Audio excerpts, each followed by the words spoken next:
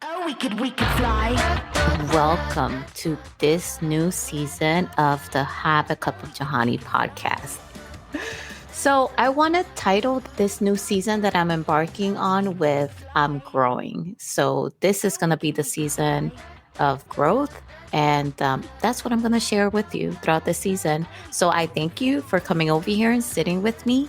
And I hope you enjoy. Hello, everyone. And welcome back to Have a Cup of Johnny podcast. I am Joanny, and I am your guide on this journey of storytelling and self-discovery. And today we are wrapping up our May series, which has been all about the devil that haunts them. We are diving today into how I did this very scary thing and created a trilogy that spans, embodies different genres. Kind of like the seasons of our lives. Just think back at your entire life and how you may be able to see now in hindsight, which is 2020, how you may have embarked on different seasons, right? That brought along its own flavor and its own challenges. So that's what we're going to talk about here on this very last episode of May. Are you ready?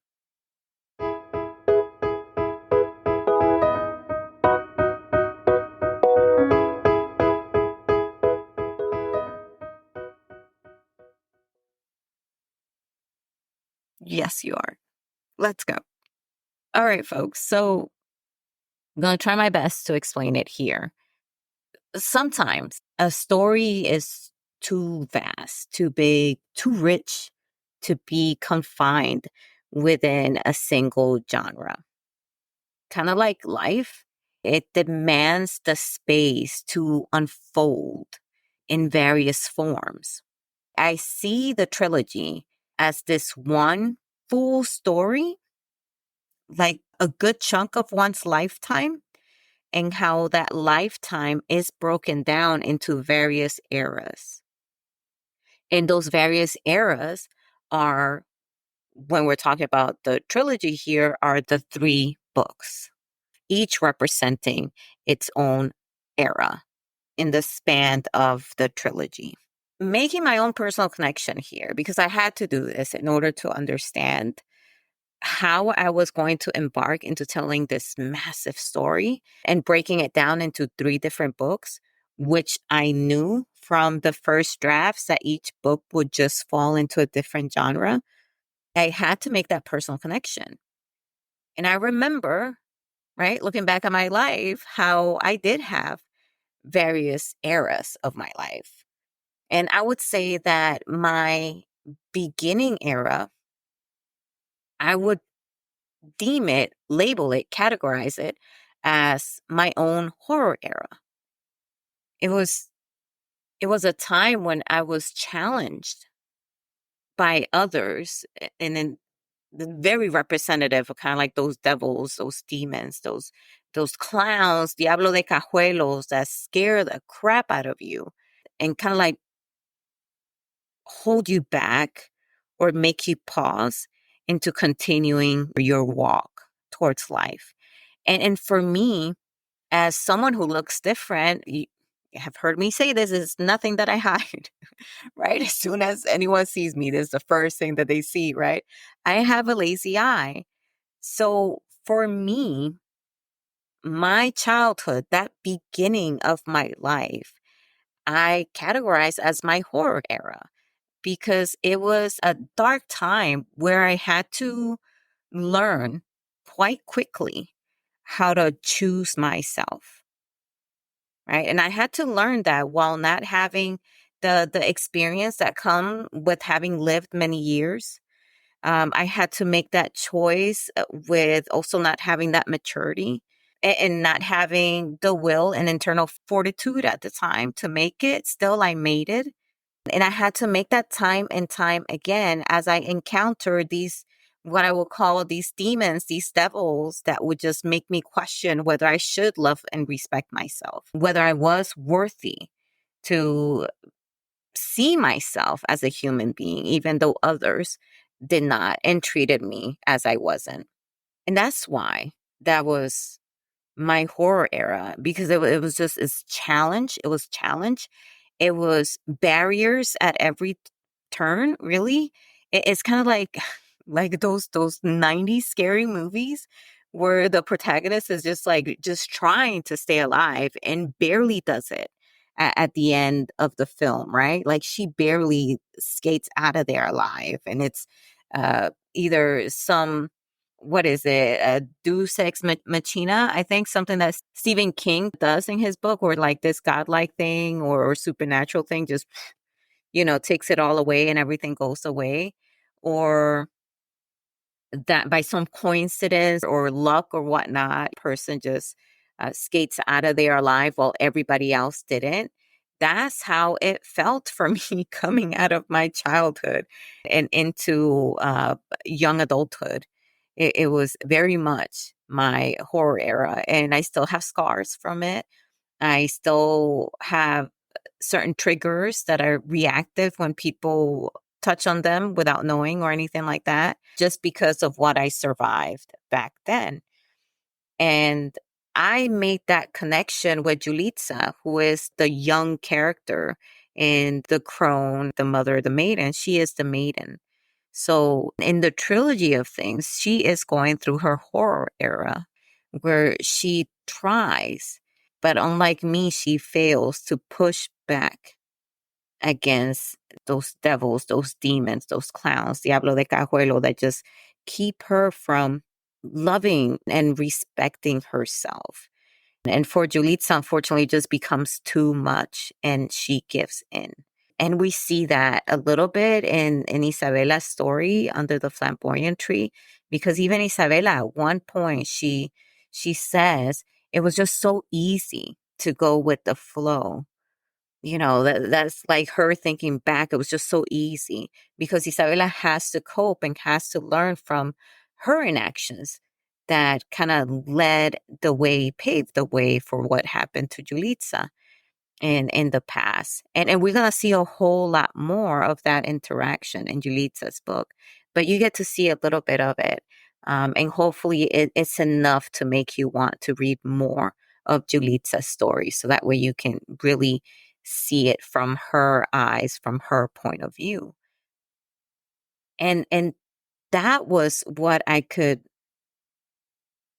hold on to and understand in order to be able to write these books that span different genres.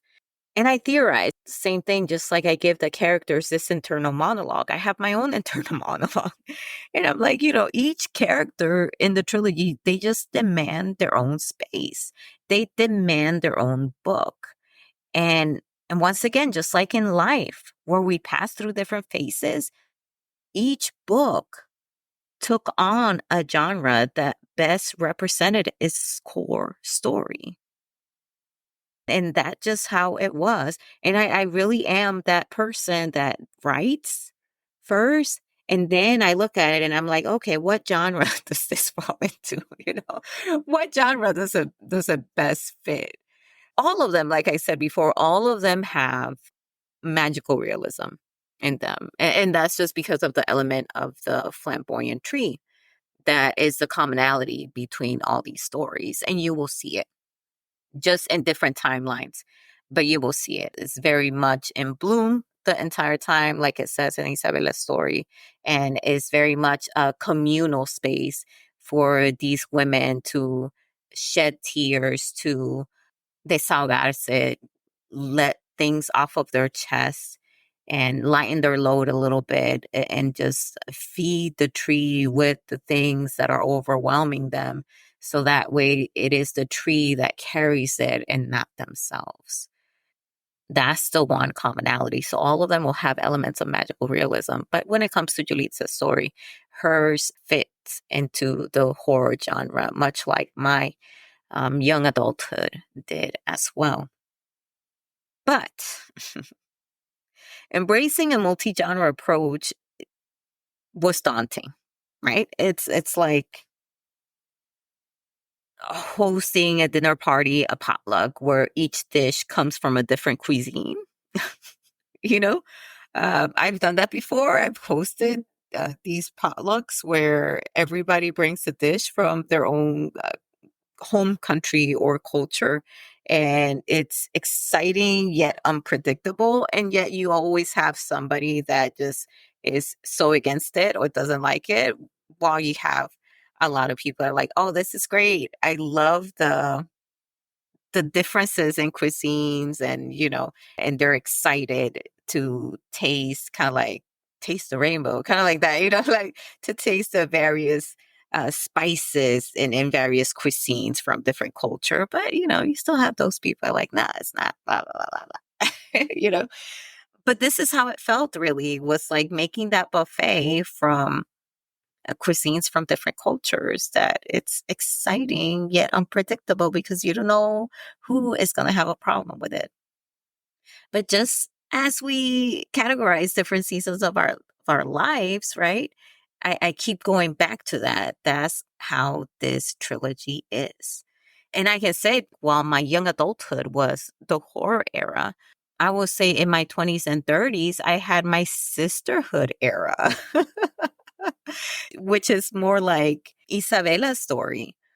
Even my own sisterhood era, like Isabella's story, kind of like falls into contemporary fiction, and you see that a lot in Isabella's story, where she has those ladies, that the lawyer Adriana, she has Yolanda, she has Clara, who really are the backbone that she needs for her to keep going.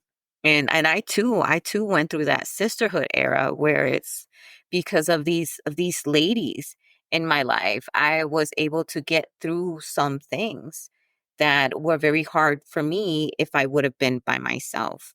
So that facet of my life was pretty much contemporary fiction, and it showed how the bonds strengthen me and help me to accomplish more.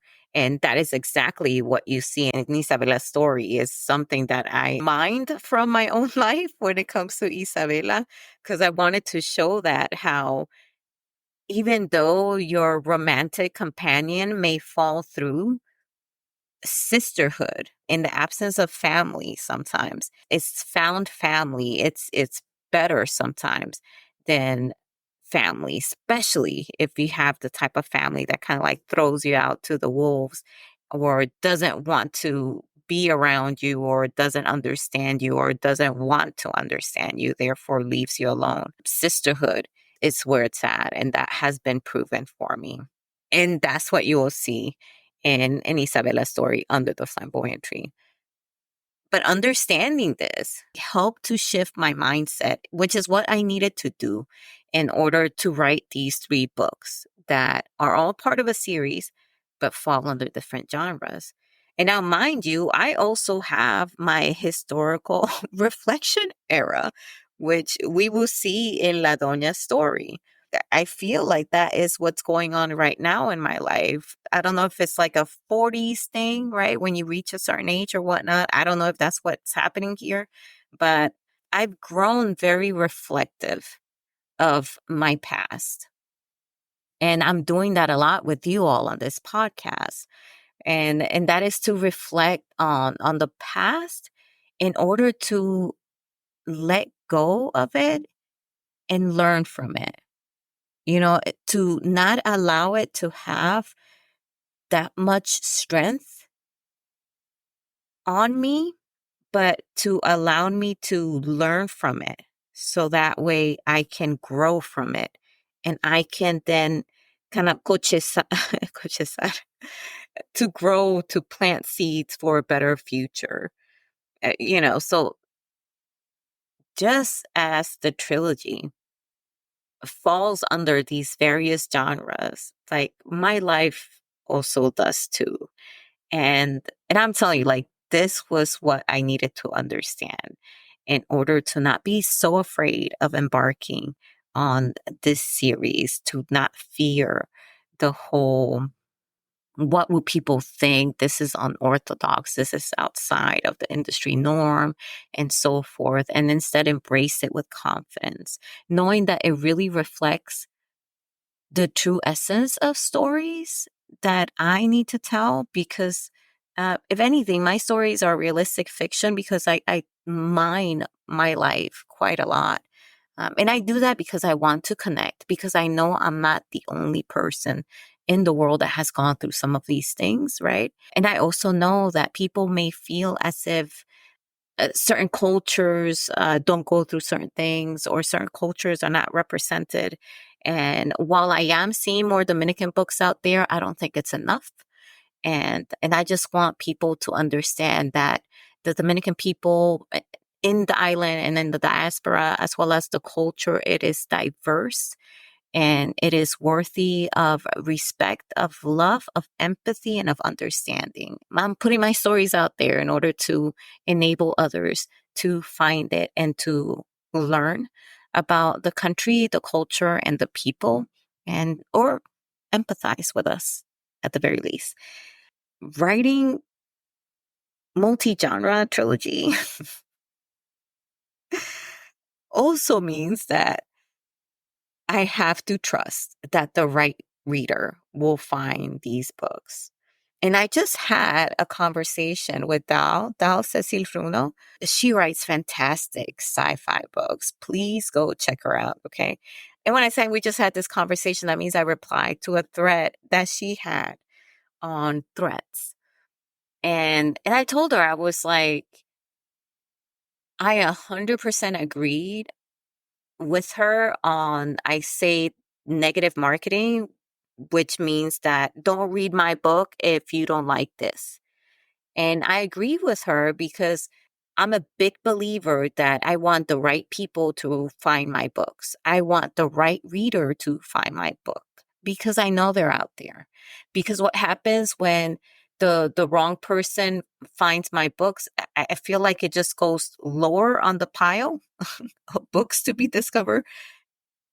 That's how I see it, right? It may not even happen that way, but that's how I see it. Because if an ideal reader finds it, that means that this person is not xenophobic, understands that when you speak more than one language, you tend to mix those languages together as you speak. And y'all may have heard me on this podcast. I tend to mix Spanish and English to make Spanglish. I tend to have an accent when I say certain words or cannot pronounce certain words fully and things of that nature. But that's very natural to me. That's my lived experience. But it's not just my lived experience. It's the lived experience of a lot of other folks that don't just speak English, but speak other languages on top of English. And when I find my ideal reader, somebody that is not just tolerant, but is appreciative of that and understands that and doesn't feel threatened by somebody else speaking something that they may not understand, that's the people that I want to read my books because they will be the best advocate, the best ones to give word of mouth about my book because they would have understand it, because they would have understand the main characters of my book. The main characters of my book are all Dominican. They all speak in Spanglish. They come from urban neighborhoods, so they are mixed into the Dominican diaspora, and they're also inculcated a lot in the culture that is part of those inner cities, which a lot of it has African American culture. So it's almost like this mixture of Dominican, American, and African American culture. And you will see that in the main characters because that's my lived experience. So I tap into what I know when I write these characters and I write these stories. And I do that because it's easier for me to write it that way. That's it, period, point blank. It requires very little research because I've lived it. But I am trusting that this trilogy will find the right readers so that way they may give that word of mouth that I need so that way others will find it. And just as we find the books we need and the seasons we need them, I am a big believer that this trilogy will resonate with those who are meant to read it. And if you happen to be one of those and you're listening to this, please be on the lookout for this trilogy. Put it on your calendar, November of this year, November 2024. Put it on your calendar, okay? And share it with those who you think may enjoy it as well, may enjoy Dominican characters that come from inner cities, that speak Spanglish, that come from blended families, unorthodox families, all of that. Add it to your favorite authors and favorite books to read. So that way you can read it and you can pass it along. But in writing, as in life, it's about trusting the process. I hate to say it. I have to trust the process. I have to finish through and embrace our unique story and give it a big hug and then let it go as I share it with the world. And that is the scariest thing to do. But that's what I'm fixing to do here shortly. All right, folks. Was this a short episode? Let me see. Oh my goodness, it was. All right. Thank you so much for joining me this month as we explore this amazing trilogy that will be coming out, The Devil That Haunts Them. Be on the lookout for them. Give that trilogy word of mouth, please. Nevertheless, it's been a journey, not just of discussing a book series, but also reflecting on the nature of our life stories and how we have all these different seasons as well. But don't forget, every mistake, every challenge is just a step on the path to aha. And I hope that you keep seeking, keep learning, keep loving yourself. And until next time, come back here so that way we can have another cup together. See you next Wednesday. Bye. Oh, we could fly. Thank you so much for listening. I want to hear from you. Leave me a comment, do a rating if you can on the podcast, share it with somebody you love, but most importantly, come back. See you next time. Bye.